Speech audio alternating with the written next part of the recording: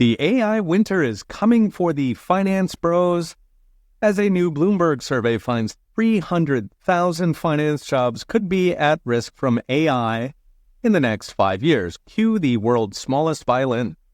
Now, this should not be a surprise considering there's a lot of IT jobs in finance, and layoffs in both IT and finance are rising twice the rate of the rest of the economy. And the reason, of course, is programming is ground zero for AI.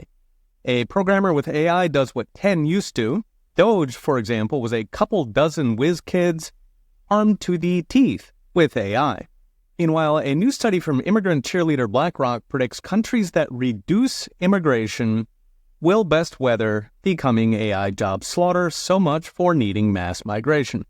The 300,000 number comes from a Bloomberg survey of 92 major banking groups, where they found mass layoffs coming from the next big thing in AI, agentics. So agentics is an AI that can actually do complex tasks like financial planning, supply chain management, and marketing campaigns. For example, you could ask it to search the entire state of Texas for houses selling 20% below Zillow estimate and automatically put out a bid. Or, of course, you could ask it to identify $55 billion in crony government payments. The impact will be huge in finance and real estate, which employ about 9 million white-collar Americans. Now, I've mentioned in previous videos that the net impact of AI on jobs will depend whether it's easy or hard to create new jobs, to start a business or expand and hire existing businesses. Because AI, like all automation since horse and plow, makes all wages go up, it's like an escalator where you step down as your job is automated, but the automation itself makes the new job or the new gig pay a lot more. So consider that a bartender in the US makes 20 times what he would in Cambodia, not because he's 20 times better, but because the US is much more automated than Cambodia, where you dig holes with shovels. Still, we can't just assume the jobs. A lot of job barriers are government red tape, mandates, and of course taxes that take the fun out of starting a business and put a big wedge between what it costs to make something and what customers will pay.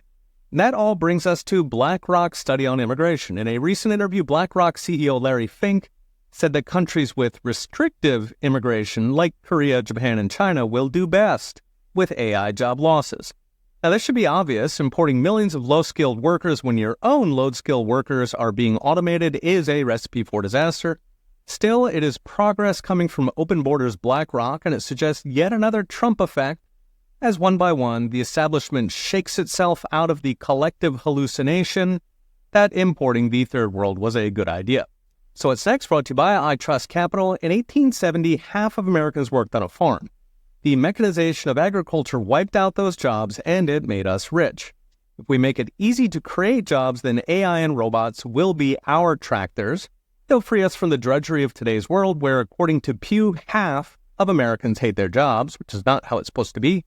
Of course, the road from here to utopia is paved with hundreds of thousands, if not millions, of lost jobs, apparently starting with the finance bros. I wrote a full article on this last week. Check it out at prophecynows.com. Okay, we'll be watching. See you next time.